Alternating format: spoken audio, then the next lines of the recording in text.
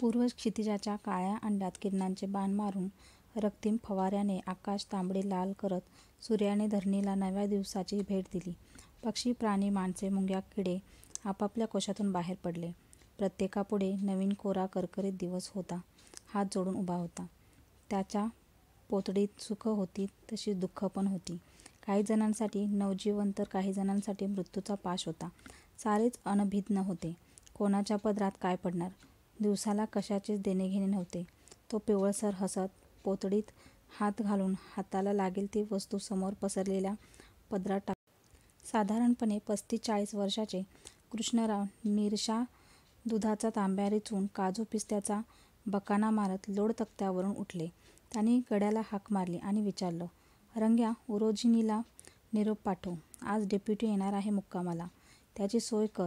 सोय म्हणजे काय तर कोंबडी कापायची. बाटल्यांचे बॉक्स तर शिल्लक असायचे आणि गावातली एखादी रंगेल फटाकडी पुरवली की झालं. रंग्या पटकन म्हणाला, होय मालक. वास्तविक गड्याचं नाव दुसरंच काहीतरी होतं, पण कृष्णराव रंग्या म्हणूनच हाक मारत. त्यांचा मोठा भाऊ रंगराव.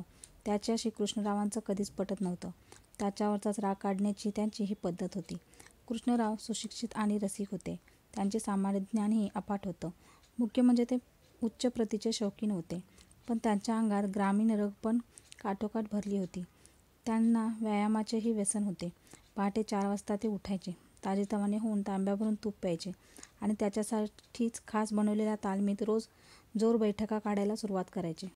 निथळणाऱ्या घामातून प्यायलेले सर्व तूप बाहेर निघेपर्यंत व्यायाम चालूच राहायचा. त्यांची गावाच्या चारी दिशेला 8-10 एकर शेती होती. ती बघायला 4 विनापाश तरण्या-ताठ्या बायकांची त्यांनी नियुक्ती केली होती. त्यांची पूर्वीची नावे बदलून त्यांच्या सुंदर अवयवावरून दुसरी नावे ठेवली होती. उरोजिनी, नितंबिनी, चंदकेशी आणि मृगनयनी. प्रत्येकीला 4 खोल्यांचा सुसज्ज बंगला, अंगणात फुलांची बाग, 4-5 म्हशी, 4-5 शेळ्या, 50 कोंबड्या आणि घरकामाला 2 बाया दिल्या होत्या. तशा अजून 6 बायका होत्या. मदालसा, अँजेलिना, मेरिलिना, ऐश्वर्या, आम्रपाली आणि मणिकर्णिका अशी त्यांची नावे होती. त्यांना कायमचे कामावर ठेवून घेतले होते. त्या विधवा किंवा नवऱ्याने सोडून दिलेल्या होत्या आणि घरी पण थोरल्या वहिनी आणि धाकट्या वहिनी अशा लग्नाच्या 2 बायका होत्याच. या जमानखान्यावर मात्र कृष्णरावांशिवाय दुसऱ्या कोणाचाच हक्क नव्हता. जर तशी कोणी जुर्रत केली तर त्यांना कडक शिक्षा होत असे. उरोजिनीच्या आधी तिथे मधुगात्री होती. तिचे अंगांग जणू मधाच्या रसाचे पात्र होते. पण एके दिवशी कृष्णरावांना तिच्या चारित्र्याचा संशय आला. सारी शहानिशा केल्यावर ती आणि एक बलदंड जवान मजूर दोषी असल्याची त्यांनी खात्री केली आणि स्वतःच चाबकाचे फटकारे ते बेशुद्ध होईपर्यंत त्वेषाने मारले. त्यानंतर ते दोघे कुठेच दिसले. गावात कुजबूज मात्र चाले. त्यांना लांब कर्नाटकात नेऊन सोडले. पण जाणत्या लोकांना नक्की माहीत होतं की त्यांना शिवारातच 50 फूट खोल खाली जिवंत गाडले असणार. या 4 मुकादम बायकांच्या कामावर आणि हालचालीवर प्रत्यक्ष कृष्णरावांचं बारीक लक्ष होतं. थोडीसुद्धा चूक त्यांना खपत नसे. अवज्ञा तर बिलकुल सहन होत नसे. असे करणाऱ्याला चाबकांचे फटकारे मारताना ते अजिबात दयामाया दाखवीत नसत, हे सगळ्यांना माहीत होतं. त्यामुळे या 4ही बायका अत्यंत दक्षतेने कारभार करीत. त्यांना खायला प्यायला, दूध दुभत्याला, नटाय मुरडायला काहीच बंधने नव्हती. मात्र त्या 4 जणींना आणि मदालसा वगैरेंना त्यांचे पाऊल वाकडे पडलेले कृष्णरावांना चालणार नाही याची जाणीव होती. कितीही गुप्त ठेवून रायाची भेट घेतली तर कृष्णरावांच्या हुशार चाणाक्ष हेऱ्यांच्या नजरेतून ते सुटणे शक्य नव्हते. मग मात्र मरणयातना मोठ्या का नरकयातना मोठ्या यांचा विचारच करवत नसे. मधुगात्रीचे काय झालं हे सर्वांना माहीत होतं. कृष्णरावांची मर्जी फिरेल तिकडे ते मुक्कामाला जात. कधीही त्यामुळे प्रत्येकीला कायम सेवेसाठी तत्पर राहावे लागे. शरीर धर्मानुसार येणारी अडचण सोडली तर त्यासाठी कृष्णरावांना अडवण्याची कोणाची बिशाद नव्हती. महिन्यातून 1 दिवस रासक्रीडेचा असे. त्या दिवशी कृष्णराव साऱ्या स्त्रियांना त्यांच्या मोठ्या फार्महाऊसमध्ये बोलवत. थोरल्या वहिनी आणि धाकट्या वहिनी वगळता प्रत्येकीला येणे सक्तीचं होतं. त्या दोघींना मात्र त्या दिवशी तिकडे फिरकण्याचा मज्जाव असे. फक्त आजारी आणि अडचण असलेल्या स्त्रियांना न येण्याविषयी ताकीद असे. रंगाचा बेरंग झालेला त्यांना खपत नसे. सकाळी 7 पासून दुसरे दिवशी सकाळी 7 पर्यंत कृष्णराव आणि त्या सर्वजणींचा फार्महाऊसवरच मुक्काम असे. फार्महाऊसला त्या दिवशी इंद्रदरबाराचे रूप प्राप्त होत असे. आजूबाजूला सेवकांचा भरणा असूनही त्यांच्यापैकी कुणाचा आवाज राहू दे, वारा देखील कृष्णरावांच्या या इंद्रदरबारात व्यत्यय आणत नसे. सर्व स्त्रियांना आल्यावर डेटॉलच्या पाण्याने आंघोळ करून तिथे ठेवलेल्या एक प्रकारच्या आणि एका रंगाच्या साड्यांपैकी एक साडी परिधान करावी लागे. फक्त साडी. एकाच प्रकारच्या साड्यांमुळे कृष्णरावांना त्यांच्या रूपाची तुलना करणे सोपं जायचं. व्यायाम करून झाल्यावर कृष्णराव तिथे फुलांच्या पायघड्यावरून यायचे. सर्वजणी दोन्ही बाजूला उभ्या राहून हसतमुखाने त्यांच्यावर विविधरंगी फुलांच्या पाकळ्यांचा वर्षाव करायच्या. ते आले की प्रथम मधुकुंडात उतरायचे. गरम पाण्याची कारंजे असलेले ते कुंड मध आणि उंची मद्य मिश्रित पाण्याचे होते. त्यांच्या पाठोपाठ सर्वजणी उतरायच्या. कुंडात उतरताना कमरेला धागासुद्धा ठेवायला मज्जाव होता. एकमेकांना उत्तेजित करत, हसत खिदळत, शृंगारिक पण उच्च अभिरुचींचे संवाद करीत त्यांची जलक्रीडा तासनतास चालत असे. कृष्णराव जेव्हा तिथून बाहेर यायचे आणि कोमट पाण्याच्या गुलाबकुंडात उतरायचे तेव्हा साऱ्याजणी त्यांच्या पाठोपाठ त्या कुंडात उतरत. ते कुंड गुलाब पाणी मिश्रित असून गुलाबांच्या पाकळ्यांनी आच्छादलेले होते. तिथेही तोच प्रकार मनसोक्त चाले. त्यानंतर ते थंड पाण्याच्या शुद्ध जलकुंडात उतरत. त्यावेळी जलक्रीडा करताना सारे शरीर स्वच्छ धुवून निघत असे. तोपर्यंत अत्यंत उत्तेजित झालेली कामोत्सुक स्त्री हेरून कृष्णराव तिला घेऊन तिथेच असलेल्या आलिशान शयनकक्षात जात आणि दरवाजा लावून घेत. कामशांतीच्या कार्यात दोघे तर एकमेकांना पूर्ण आनंद देऊ शकतात यावर त्यांचा ठाम विश्वास होता. बऱ्याच वेळाने जेव्हा ती स्त्री अत्यंत दमून जाई तेव्हा कृष्णराव तिला तिथेच सोडून बाहेर येत आणि कोपऱ्यातल्या सोन्याच्या डब्यात ठेवलेल्या काळ्या रंगाच्या हरभऱ्याच्या आकाराच्या गोळ्यांपैकी एक गोळी खात. त्या गोळ्यात दुर्मिळ वनस्पतीचा अर्क, सुवर्णभस्म, शिलाजीत आणि अफूच्या मिश्रणात घालून स्वतः त्यांनी तयार केलेल्या होत्या. हा प्रकार तो दिवस आणि ती रात्र उलटेपर्यंत चाले. प्रत्येक वेळी स्त्री आणि शयनकक्ष वेगळा असे. अखेर शेवटीची स्त्री दमली की तिला तिथेच सोडून शेवटी गोळी खाऊन कृष्णराव त्यांच्यासाठीच स्वतंत्र असलेल्या जलाशयात मनसोक्त स्नान करून तूप पिऊन व्यायामाला सुरुवात करत. कृष्णरावांचा हा शौक फक्त देशात नव्हे तर जगभरात ज्ञात झाला होता. एका रासक्रीडेनंतर कृष्णराव घरी येऊन थोरल्या व धाकल्या वहिनींकडून अंगाला तिळाच्या तेलाने मनसोक्त मालिश करून घेऊन भरपूर काजू व बेदाणे घातलेली बासुंदी खाऊन सोफ्यावर लोडतक्क्यावर रिलून केशरात घोळलेली भाजकी सुपारी कातरत बसले होते. आदल्या दिवशीची रासक्रीडेची स्मृती मेंदूत ताजीच होती. कातरलेली सुपारी त्यांनी तोंडात टाकली आणि डोळे मिटून ती चावत ते साकल्याने विचार करू लागले. कालच्या रासक्रीडेत नितंबिनीचा नंबर शेवटचा होता. सगळ्या जणींपेक्षा लवकर दमली होती. तिचे कृष्णरावांना आवडणारे अवयव तर आता ढिलेच पडले होते, पण इतर अवयवसुद्धा पिसपिशीत आणि रसहीन झाले होते. तिला आता निवृत्त करून तिच्या जागी मदालसा किंवा ऐश्वर्याची नियुक्ती करायला हवी. काल पहिला नंबर मदालसेने आणि दुसरा ऐश्वर्याने मिळवला होता. मदालसा सदैव भुकेलेलीच असते, पण ती जरा आळसात असल्यासारखी वागते. ऐश्वर्या तशी ठीक आहे, पण तिच्या डोळ्यात स्वतःच्या सौंदर्याची गुर्मी जरा जास्तच आहे. नितंबिनीच्या जागी कुणाची निवड करावी हा प्रश्न त्यांच्यापुढे होता. मात्र पुढच्या रासक्रीडेच्या वेळी नितंबिनी असणार नाही हे डोळे मिटलेले असूनही त्यांना जाणीव झाली. कुणीतरी आपल्याला डोळे उघडण्याची वाट पाहत आहे. त्यांनी शांतपणे डोळे उघडले. रंग्या खाली मान घालून उभा होता. काय रे मालक, आपल्याला भेटायला कोणीतरी आलंय.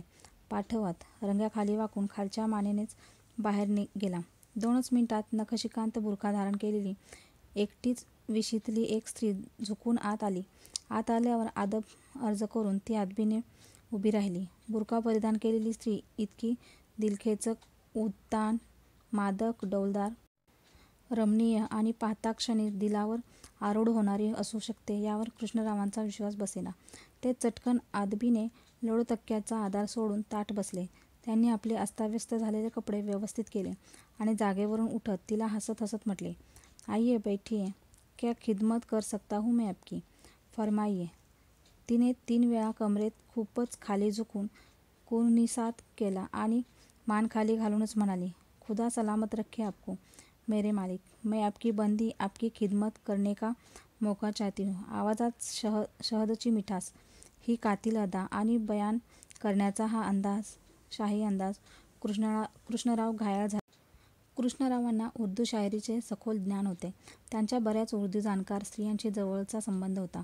कधीकधी ते मुशायरा, गझल आणि नज्मच्या बैठकींना आवर्जून हजर राहायचे. पण ही जी चीज काही औरच होती. काहीही न दाखवता, कसलेही नखरे न करता, दिल की धडकन तेज करणारी, जिचे नखही अजून पाहिले नाही, तिचे नाव त्यांनी ठरवून टाकलं. मस्तानी. बाजीरावाच्या मस्तानीपेक्षाही काकणभर सरस. कृष्णराव दंग होऊन बोलायचे विसरून फक्त तिला निरखत राहिले. ती स्त्री अदबीने कमरेत झुकून पुन्हा म्हणाली, गुस्ताखी माफ मेरे परवरदिगार, माझ्यासाठी काय हुकूम आहे? कृष्णराव चमकले. ही इतकं चांगल्या प्रकारे मराठी बोलू कसे यावर त्यांचा विश्वासच बसेना. ते आदराने म्हणाले, आपल्याला इतकं असखील मराठी बोलता येतं, मग आपण उर्दूमध्ये का बोलत होता? ती पुन्हा कमरेत झुकून शांतपणे शालीन स्वरात म्हणाली, मालक माफी असावी, पण आपणच उर्दूमध्ये बोलायला सुरुवात केली म्हणून ही दासी उर्दूमध्ये बोलली.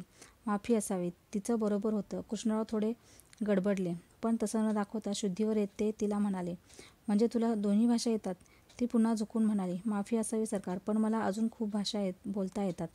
कृष्णरावांनी तिच्याकडे रोखून पाहत विचारलं, इंग्रजी पण? ती ताठ उभी राहिली, पण मान खाली घालूनच म्हणाली, yes sir, I know English very well. Krishnarao दंग झाले. ती पुढे म्हणाली, please give me a chance to serve you. I will be honest forever and will remain highly obliged you too. Krishnarao विचलित झाले. त्यांनी रंग्याला हाक मारून खुर्ची आणायला सांगितली. रंग्या निघाला तेवढ्यात चेहऱ्यावर असलेला अतिरिक्त झिरझिरीत तलम पडदा वर टाकत त्यांच्याकडे पाहत नाजूकपणे जरबेच्या स्वरात ती म्हणाली, थांब. कृष्णरावांच्या आदेशापुढे दुसऱ्यांची विनंतीसुद्धा झाडकी पत्ती. समजणारा रंग्या त्या जरबेच्या आवाजाने जागेवर थांबला. ती पुन्हा झुकत म्हणाली, मालक माफ करा, मला आपल्यासमोर बसू शकत नाही. मी आपली दासी आहे. आणि तिने तो झिरझिरीत पडदा पुन्हा चेहऱ्यावर टाकला. मात्र त्या क्षणभरात तिचे स्पष्ट उघडे अतिसुंदर नेत्र पाहून कृष्णरावांच्या काळजात प्रचंड उलथापालथ होऊन धडधड सुरू झाली. कृष्णराव दंग झाले. ही दिसते सुंदर, हिचे शरीर प्रमाणबद्ध आहे, हिला बऱ्याच भाषा पण बोलता येतात, हिला साऱ्या मानमर्यादा माहीत आहेत आणि खानदानी रीतिरिवाज तर हिच्या रक्तात भिनलेले आहेत. आहे कोण ही? ओ, हिला पाहिल्यानंतर आपण आपली नेहमीची पद्धत विसरलो. हिचे नाव, गाव, पत्ता, येण्याचे कारण आपण काहीच विचारले नाही आणि हिचे रूप, लकब, अदा आणि अंदाज ह्यांच्यामध्ये दंग होऊन भान विसरून गेलो. हा कृष्णराव कधी नव्हे तो पागल झाला. ते मोहिनीतून बाहेर आले. मनाशीच म्हणाले. त्यांनी लोडतक्क्यावर स्वतःला मिजाशीत झोकून पुन्हा सुपारी कात्रत जबरेच्या स्वरात तिला विचारलं, तू कोण, कुठून आलीस आणि तुला हवंय काय? मी दिल्लीचे आहे. तिथे मला लोक शहनाज नावाने हाक मारतात. इथले लोक मला ओळखत देखील नाहीत. मी खूप लांबून केवळ तुमच्यासाठी आले आहे. मी विवाहित आहे, पण मला माझ्या पतीमध्ये स्वारस्य नाही. तो खूप खूप धनवान आहे, इंद्रासारखा देखणा आहे, पण माझ्याशी साधं साहित्यावर बोलण्याइतकीही कुवत नाही. काव्य, शास्त्र, कला, विनोद यापैकी एकाही विषयाचे त्याला किंचित देखील ज्ञान नाही. त्याच्याबरोबर उभं आयुष्य रडत कडत आणि क्षणाक्षणाला मरत जगणे म्हणजे माझ्या लखलखीत स्वप्नांना मिळालेला क्रूर शाप होता. तो मला कदापि मान्य होणार नव्हता. मला झुंडीने जगणाऱ्या किड्यांपैकी एक व्हायचं नव्हतं. माझी कदर कोण करू शकेल? माझ्या आयुष्याच्या नाण्याला लखलखीत करणार कोण असू शकेल? कुणाची संगत माझ्या मनाची युगायुगांपासूनची क्षुधा आणि तृष्णा शांत करू शकेल? असा सामर्थ्यवान पुरुष या जगाच्या पाठीवर जिथे असेल तिथे मी जाईन. या विचारात मी असताना माझ्या कानावर आपले नाव, आपण 64 कलांमध्ये प्रवीण आहात हे कळलं. आणि माफ करा मला, मालक. आपल्या स्वभावाचा, श्रीमंतीचा आणि रसिकतेचा सर्वाशक्ततेने विचार करून, अभ्यास करूनच मी निर्णय घेतला आहे. त्यासाठी मी मराठी शिकले. अगदी कालिदास, भवभूतीच्या काळापासून काल परवापर्यंतच्या आरतीप्रभू, जी. ए. कुलकर्णी इत्यादींचे मराठी भाषेतील वा मराठी भाषेत रूपांतरित साहित्य मी झपाटल्यासारखे वाचून काढले. माझे इथून पुढचे आयुष्य मी माझ्या एकतर्फी निर्णयाने आपल्याला कधीच अर्पण केले आहे. आपण माझा स्वीकार करावा आणि नाही ह्याचा निर्णय करण्यास आपण समर्थ आहात. पण आपण माझ्यावर विश्वास ठेवून माझा स्वीकार करावा, अशी या दासीची आपणास कळकळीची विनंती आहे. एवढे एका दमात बोलून कुर्णिसात करून ती खाली मान घालून बाजूला जाऊन उभी राहिली. कृष्णरावांनी रंग्याला सांगितलं, हिला नितंबनीकडे घेऊन जा. तिला सांग, हिला इथले रीतिरिवाज समजून सांग. शेती आणि इतर कामावर देखरेख कशी करायची याबद्दल पण माहिती दे. आणि मस्तानीकडे वळून म्हणाले, जा, नितंबनीकडून समजून घे. ती पुन्हा आदाब अर्ज करून वळली. कृष्णराव पापणी न लावता तिची परीसारखी पाठमोरी आकृती न्याहाळीत होते. खरंच मस्तानीच. हिचे अंगांग अप्सरेसारखं सुंदर, अतिसुंदर आहे. ही चालताना हिच्या अंगांगातून जणू मध ठिबकत आहे असं वाटतं. मधुगात्री. ते चपापले. मधुगात्रीची आठवण येताच ते आतून विध्व झाले. त्यांची स्मृती मागे गेली. ते कॉलेजमध्ये शिकत असताना त्यांची तिच्याशी मैत्री झाली. त्यांनी तिला तिचे खरे नाव कधी विचारलेच नाही आणि तिलाही ते सांगण्याची काही आवश्यकता वाटली नाही. मैत्रीचे रूपांतर प्रेमात कधी झाले कळलेच नाही. तिला घेऊन ते घरी आले. वडिलांकडे तिच्याशी लग्न करण्याचा मनोदय व्यक्त केला. मात्र वडिलांनी आपला मानमराव, तप, प्रतिष्ठा आणि लोकलज्जा यांचा विचार करून परवानगी दिली नाही. मात्र तिला अंगवस्त्र म्हणून बाळगायला हरकत घेतली नाही. मधुगात्री जुन्या भुरचटलेल्या विचारांची नव्हती. लग्न वगैरे हे फक्त लोकांना दाखवण्यापुरते जनमानसात रुजवलेले केवळ संस्कार आहेत. ज्यांचे एकमेकांवर अलोट प्रेम आहे त्यांना या दिखाऊ सोपस्काराची काय गरज आहे, असं तिचं मत होतं. ती कृष्णरावांबरोबर अंगवस्त्र म्हणा किंवा काहीही म्हणा आयुष्यभर राहायला आधीच तयार होती. मात्र कृष्णरावांच्या वडिलांनी घरात तिला प्रवेश करण्यास मनाई दिली. मात्र मधुगात्रीला त्यात काही खटकले नाही. तिची दृष्टी विशाल होती. कृष्णरावांच्या शेतावरच्या बंगल्यावर ती आनंदाने राहू लागली. तिने तिच्या लहान बहिणीला पण तिच्याबरोबर राहायला बोलावून घेतलं. तिला घरात काम करायला मदत करण्यासाठी कृष्णरावांनी एका बाईची व्यवस्था करण्यास त्यांच्या किसन नावाच्या गड्यास सांगितलं. गड्याने त्यांच्या बायकोस ते सांगितलं. तिचं नाव काशी होतं. ती ग्रामीण सौंदर्याचा आविष्कार होती. ती पण आनंदाने तयार झाली.